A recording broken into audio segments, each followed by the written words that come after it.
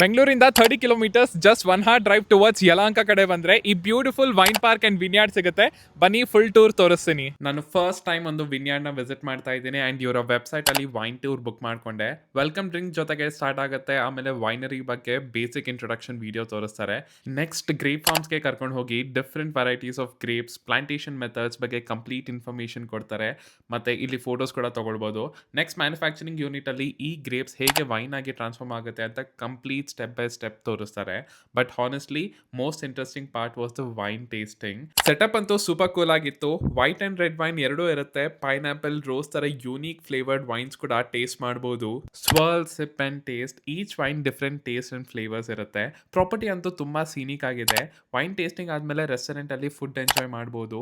ಜೊತೆಗೆ ನಿಮ್ಗೆ ಇಷ್ಟ ಆದ ವೈನ್ಸ್ ನ ಶಾಪ್ ಕೂಡ ಮಾಡಬಹುದು. ಓವರ್ ಆಲ್ ಇದೊಂದು ಹೋಲ್ಸಮ್ ಎಕ್ಸ್ಪೀರಿಯನ್ಸ್. ಬೆಂಗಳೂರು ಹತ್ರ ವೀಕೆಂಡ್ ಗೆಟವೇಗೆ ರೀಕೋ wine park and vineyard definitely try ಮಾಡಬೇಕು.